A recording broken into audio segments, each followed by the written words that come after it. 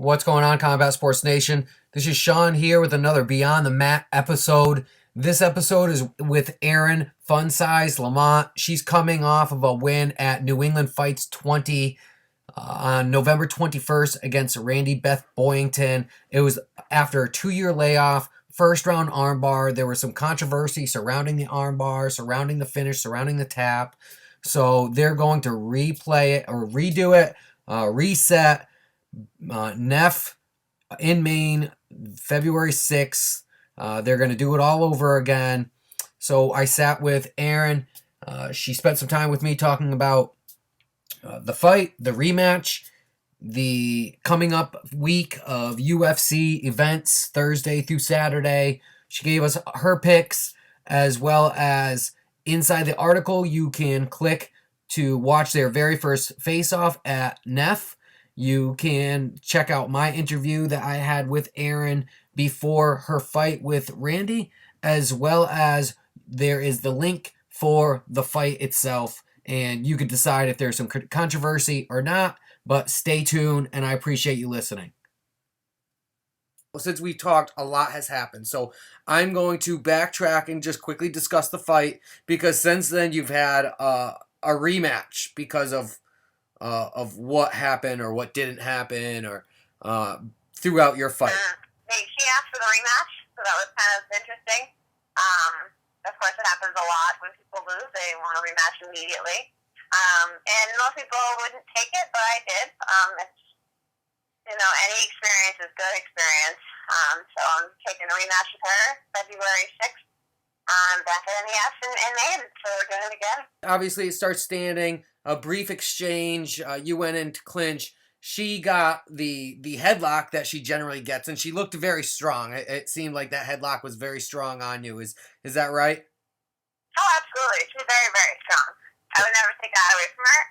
She's definitely got that strength going on for her, which is cool. But I was very patient, waited to take the back, took her down, and again, she was very strong. She reversed me, and that's cool, though. I need to be patient, and that technique would trump it, so.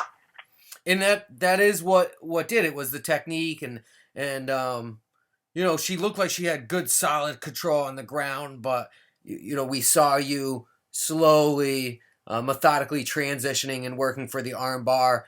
As an amateur, the reason why this rematch is happening is because as an amateur,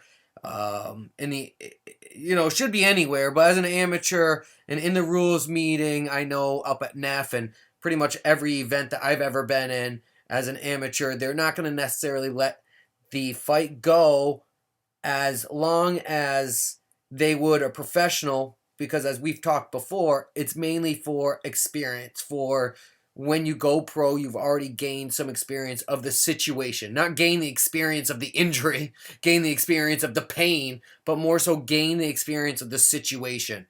And I guess that's the reason why the rematch is happening, is because the ref saw a situation that was discussed during the rules meeting. If a submission looks tight, or the fighter does not look like they're responding intelligently against the cage while they're taking shots against the cage, or in your case, a submission looks very, very tight, they're going to call the fight, whether there is a tap or not. And that's what's prompting the rematch, is that there was no tap. Is that right? Yeah. She didn't tap, and of course her fans said, oh, well, she didn't tap. Well, no, that was never the issue. I'm not saying she tapped. I never said she did. She didn't tap. Like you mentioned, Sean, the ref jumped in. And it's for her best interest, our best interest as fighters. I've been actually in the gym and got hurt in a submission where I had a really long layoff because I got caught in a submission. No one wants that. And it's actually something that I've been working on, is actually going fast and hard at the submission. And one of my weaknesses that I need to grow and work on is actually, pumping it hard. And going for the break on things. And then one of my coaches specifically mentioned it like a couple weeks prior to my fight. And he said, you never get me because you never, I never feel like that you're going to break it. And so I've been working on that. And so I thought it was rather funny that when it went to that way, that I actually eased up a little bit. And she, to her credit, defended appropriately. I'm not going to take that away from her. So that's when I had to kind of apply pressure again and go after the arm again. So next time I'll just lose that empathy factor, not just for her, but for anybody, and really fight it 100%. Take a snap. I don't have a mean bone in my body. I don't want to hurt anybody on purpose. I like the sport of it and the technique of it. So that's never my MO to go in and actually hurt someone. It's just to use the technique, And so after the fight, she hops up, she goes to the ref. You got your hands raised. It was awesome to see a win in your return. She's understandably very upset. Her fans are understandably upset. Absolutely. Yeah. Like you said, the word understandably, I won, and I understand why she's mad. I mean, I get it. I see. But you can't really take a win away from somebody like that. It's just kind of unsportsmanlike. And then to rage out at a ref like that, it's not cool. And just the way that, her fans are responding on Facebook, I laugh. Because, words don't hurt me, but just some of the really inappropriate comments that they're saying. It's poor sportsmanship, and it's embarrassing. I know if any of my family members and friends spoke that way about an opponent of mine, I would put them into place. That's just not right.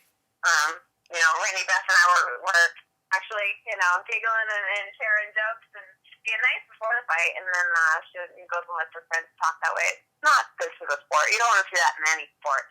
So, it is what it is.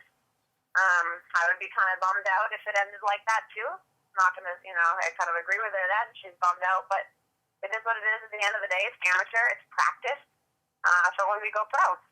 So, no worries.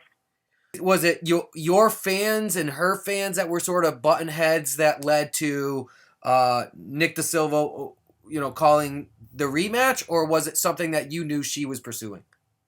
She had pursued it right away. Which I'm cool with. I'm fine with. Whatever. I see this as a sport. I kind of have a professional look upon this. Like, I'm not gonna because I'm angry or I'm upset or whatever. It's all in good fun. It's, that good competitive spirit that I have, and I thought Brandy has, and I think she does have. But she got emotional, and she said right away she wanted it, which I'm like, oh, cool, good, let's do it again, bro. Whatever. And so I got nothing wrong against her. I just don't like how she lets her fans and friends run their mouths. That's not nice.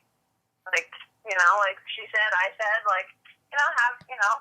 I wouldn't say that, but no one tell me better than that, and she does. She has. I could say mean things and do the same thing, but that's not the right way to be. So yeah, her fans have definitely been pushing for it on Facebook and all the social media stuff, but I don't listen to them. I listen to her, and when she said I want it, I said, okay, let's do it.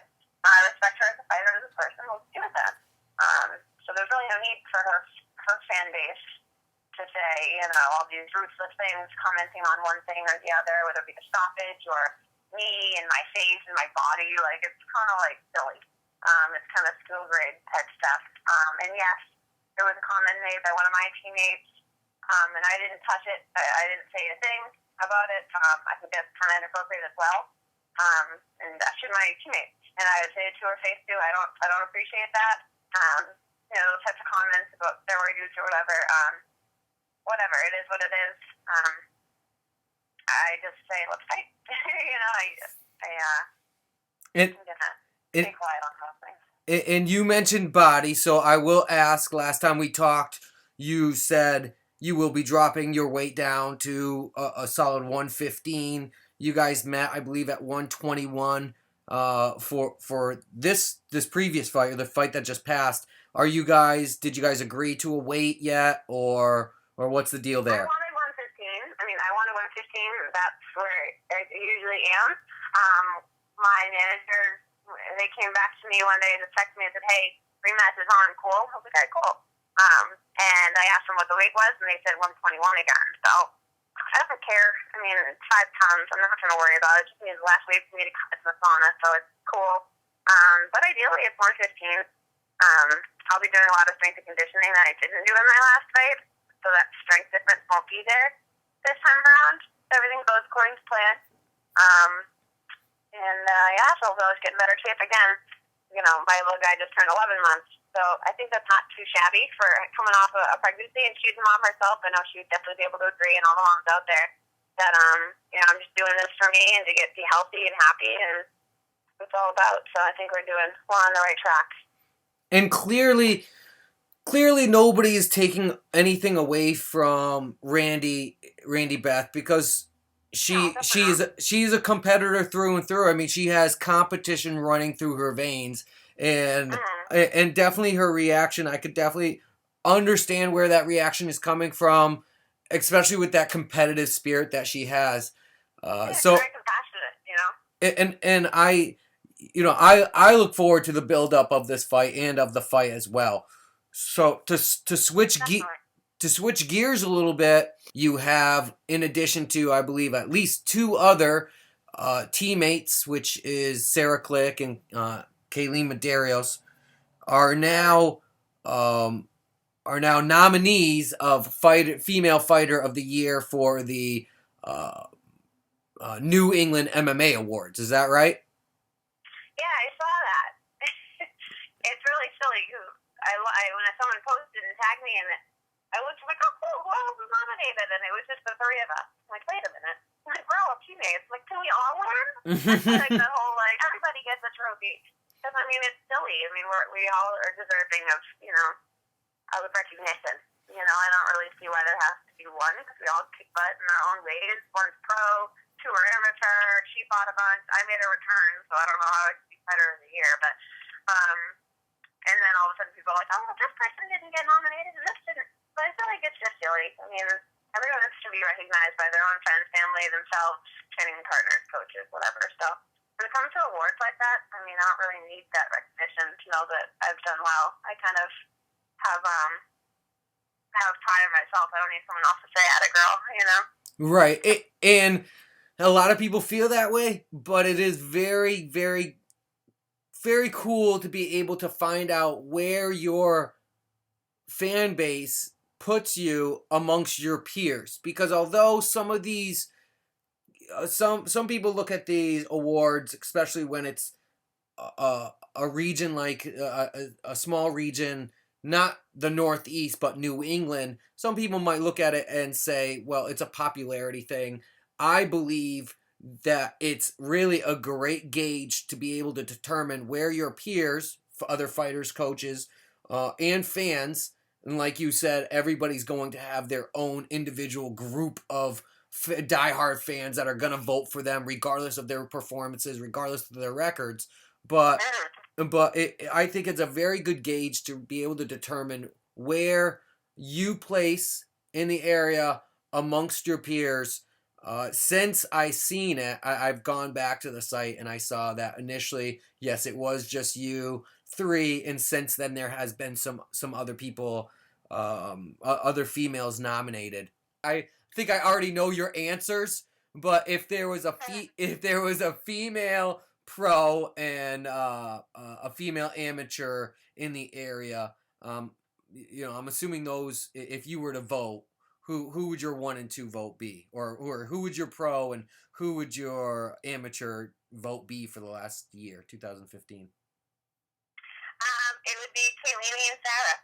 Of course, 100%. and I mean, taking myself out of the equation of being their training partners, I was friends with them, yes, but I wasn't training with them. When I first, came on the scene, when they first came on the scene, whatever, none of us, we were all training at separate gyms. And I've always loved Kaylee. She's always been a maniac. I saw her fight before I even started training. It was like, holy crap, this girl's a mission animal. Fighting out of a weight class, bigger people, shorter people, smaller people, whatever. She fights anybody. So she's a little maniac. And then Sarah, all of a sudden, she had, 5 fights last year or something, or whatever it was. She's been, tearing it up wherever she goes. They both have awesome work ethics. Sweetest girls in the world. My number one training partner on both their shoulders. So I'm very thankful to them. And they're just sweet, happy, nice people. So they definitely deserve it. They're all very well rounded. So. And as I'm asking this question, and as I was asking that question, I was like, I guess I already knew the answers, but it was more, I guess, for Sarah and Kayleen, it was more of a praise session, just that last couple of comments. But I agree. I praise them as well. They both did an amazing job in 2015. With Bellator, Kayleen has fought for Legacy in 2015, and Mm-hmm. Sarah, I know, will be going pro in 2016. So a lot of things, you're only, the saying, you're only as good as the training partners you place yourself around. So Exactly. you can't be the best in your gym. You have to put yourself around people that's going to challenge you, and you definitely have a support system, not only with your coaches but um, also with your training partners. Yeah, training partners are huge. My other training partner is Ryan, Razzle King. He'll be finally getting that strap that he deserves. For Cage Titans in January. So I'm very excited for that too. And being a 125er, he's obviously closer to my weight class. So I've been training with him a lot too. Both standing and on the ground, and yeah, I'm very blessed to have all my talented people to work with. So it's the whole adage of the iron sharpens iron. It's you got to train with the best to become better and to make yourself a bigger and stronger person. So I'm here with Erin, fun size LaMonte, and fresh off of her win. Well, a couple weeks ago now. Since her win, the opponent has called out for a rematch, and they're now rematching against Randy Beth Boynton at NEF 21. And what was the date there? that one's February 6th. February 6th. But this weekend, Thursday, Friday, Saturday, has UFC events. We get to see Joe Lozon, another Massachusetts guy, and John Howard, somebody that I recently interviewed, and I know you train with. Tell me how it is. I train with him, at the fit, and then I actually used to train with Levon a lot at his gym a couple times a week, and did a couple times with him and stuff. And he's amazing, so super talented, super nice guy. For both of them, they're gonna both smash, so it'll be a good night for the Northeast, in the UFC for sure. And how do you see? How do you see the female main event playing out for Thursday night? If it all goes to plan and she fights correctly, Rose Namajunas, 100%. Just another.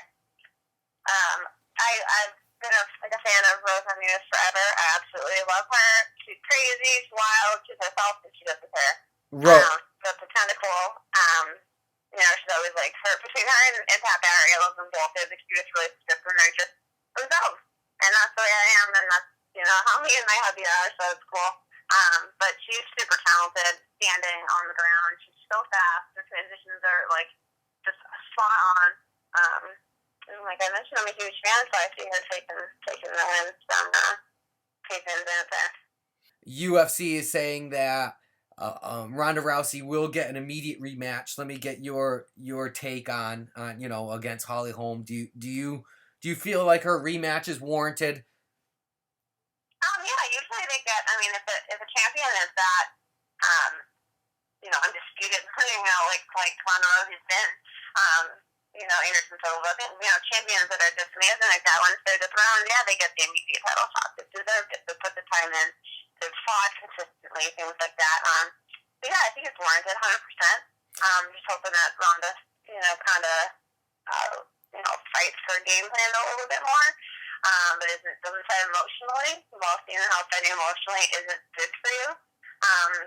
And she kind of even predicted her doom of if people are reaching, she'll make me run after, and then what's she gonna do? Head kick me? So she even said it. So she knows how she could beat her, and she did. She was the one who imposed her will. Home imposed her will and imposed her game plan, and that's what happened. So hopefully, Ronda's an amazing athlete, competitor at heart, like we were talking about before. So I mean, I feel like it could happen the same way, it could happen differently. I'm not even sure, what's gonna happen. Again, I don't like to ever predict fight and assume one thing or another, but I just know they're two amazing athletes, two amazing fighters, and they definitely deserve to go at it again. Let's see. I agree to some extent. There are some things that we will fun size disagree on. I believe that the length of time that it's going to take Ronda Rousey to improve to where she will be able to step in the cage and properly prepare herself for Holly Holm again is going to be too long of time to where I want to see Holly Holm challenge or get challenged for that belt. I mean, unless she's going to do a 4-month turnaround to where in 4 months we could see them back in the cage, that would be great. I think Holly Holm shouldn't be sitting on the sideline. I don't think the female bantamweight championship should be sitting on the line, or excuse me, on the sideline that long. And yes, they haven't released a date yet for that? No, they haven't. I mean, we're talking about it now just to talk about it as far as if you believe she should get a new rematch. But as far as immediate, and Ronda was dominant, but there was no question left unanswered on who not only was probably better that day, but who was bottom line better. So if there was a good solid back and forth, or Rousey was dominating the fight and then got knocked out, that would be one thing. Yes, that would warrant an immediate rematch. But because she was just dominated the way she was dominant, and the belt shouldn't sit on the sideline that long. I don't know. Maybe some other people are gonna. Of course, people are gonna side with you. Some might side with me. Some might say we're both crazy. But that's okay. That's okay. I think too with fights is like you always have that. I'm not saying in her case it was luck, but you have that like that luck, variable in MMA. Like you can get caught, you can just have a good day, you can have a bad day, like you mentioned. And I think that also that other variable to be spoken about is, like I mentioned before, is implementation of your game. You know what I mean? Like if someone's better at me than something, they may beat me, say on the feet or whatever. But if I impose my will and my game, if I want to wrestle or take her down or whatever, if I impose my game before they can impose theirs, then I'm probably going to have the upper hand in the fight and potentially win. You know what I mean? So it's like I feel like a lot of it comes down to style and who enforces their will. And that night, I mean, she just had that perfect game plan. Holmes went in and did her thing and knew how she had to beat Ronda, how she could beat Ronda, and she did it. So it's just not just in that fight, but of course in any fight, those factors do come into play. Friday night, the 11th, tough finale. Edgar versus Mendez. So without even looking at the undercard or discussing the craziness that was this season of Tough, what are you thinking about Edgar versus Mendez? I mean, Mendez all the way. Really? They're both animals, though. So I mean, like you never know with Edgar what he's going to pull out of his hat. But I don't know. I can't speak on it, that confidently because I haven't been seeing what they're doing and what they're doing for training right now and stuff like that. So I'm not gonna, pretend like I know what's up and what's down. So, but I don't know. I'm definitely a Mendez fan for sure. And I will put it out there. I definitely think, as Frankie Edgar has been at times in the past a slow starter, I think it could be. I think it could be very, very tough first couple of rounds. But Frankie Edgar is a workhorse, and I'm sure we're going to see a very, very. It's gonna be a battle. Oh yeah, it's definitely going to be a better battle. I definitely see we're going to be seeing both well-conditioned athletes, but I just think still Frankie Edgar, although Mendez recently fought for the title and has fought for the title before, Frankie Edgar was a champion, will always be a champion, and I think that's going to play the difference. I'm calling a 4th round TKO, and then of course I am going to call it. We'll see, and then of course Saturday the 12th, we're looking at UFC 194, McGregor and Aldo. Let me hear your thoughts on that. I love Conor McGregor. People hate him because I think he's cocky, and I quote on Rousey. She said something to the effect of, I'm bastardizing the quote, but she said something of like, why do you think, why can't I say, I forget exactly what it is, but it was something effective like, how dare you think that I should think like pressure with myself? You know what I mean? Like confidence. It's not cockiness. And that's exactly the way Conor McGregor is and how he holds himself. He knows what he's capable of. He works hard. Therefore, he's going to win. One of my coaches said, "Take it till you make it." Even if you may be questioning yourself, or you're nervous or excited for a fight, whatever it may be. You tell yourself you're going to win, that positive self-talk, that self-fulfilling prophecy, you're going to do it. You're more likely to do something if you talk to yourself about it. So he definitely has been backing up everything he says. He's been calling his own fights. So he's very talented. I absolutely love him. It kind of sucks how, Jose Aldo didn't, pulled out of the fight the last time. I know he got hurt, but no one ever goes into a fight game 100%. If you did, he didn't train hard enough. But I just can't wait to see them fight and finally just stop talking and get in the cage and let their fist do the talking. Although you like him, do you think he'll have enough skill to match his confidence to beat Aldo? Okay. They're both extremely skilled. I just, again, when it comes, like I just mentioned with Rousey and Holmes, I think it's going to come down to who goes out and, imposes their game and, who takes the upper hand and doesn't back down. There's definitely the emotion that's behind it. I have a feeling that someone is going to get pushed, potentially, if they're winning bombs and stuff. So I definitely see it ending decisively. Whose corner it's going to be in, I don't know. But, my eyes are on Conor McGregor for sure. Erin, Fun Size, LaMonte here on the phone. We've discussed so much, and I appreciate your time. We've discussed your fight, and now the scheduled rematch against Randy Beth Boyington. There was highly disputed by Randy, her camp, and her fans, as well as Erin's fans, little back and forth banter on social media. That ended up getting the rematch, and that's Neff 21. That was in February 6th. So I know if you're in the area, you can go through Erin and get tickets. Do you have your tickets already? Not yet, but they'll be sent to me soon. And just like the first time, definitely don't want to miss it. It'll be exciting, and Fun Size is back.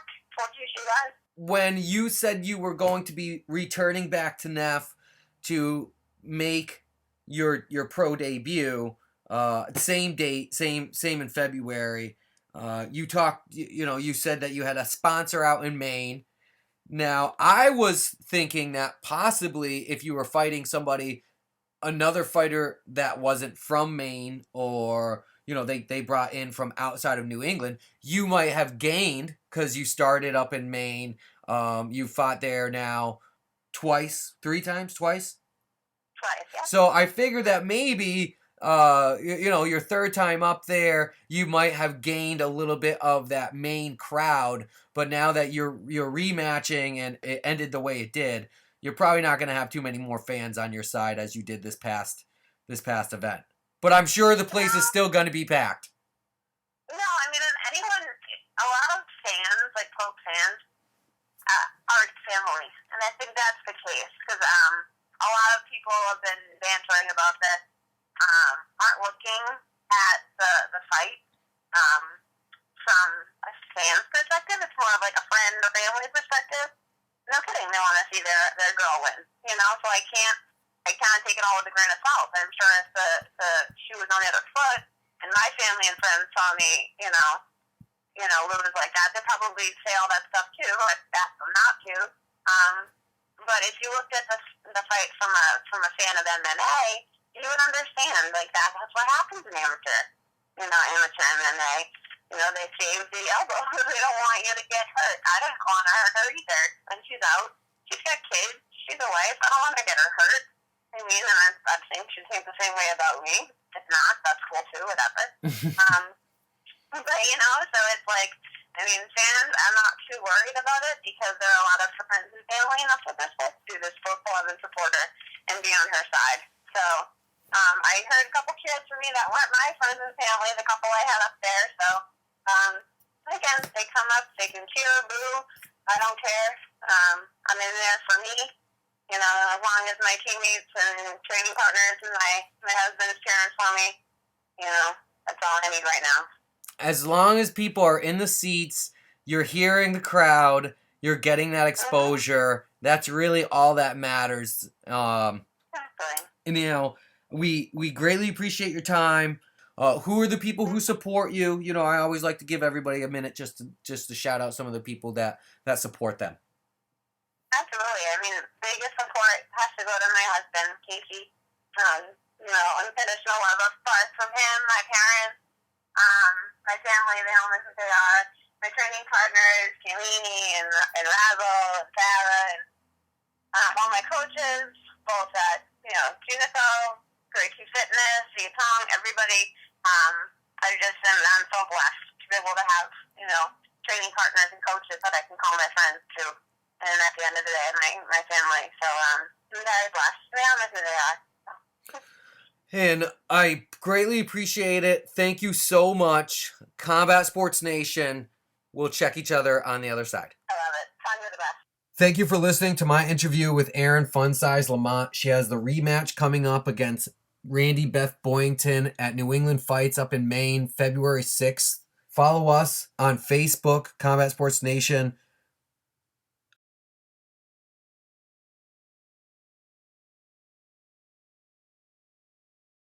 Of course, Facebook. Keep us in your news feed and visit often our website, the hub that brings everything together, CombatSportsNation.com. We appreciate the support. On Instagram, it's also Combat Sports Nation. On Twitter, it's CMBTSPRTS Nation.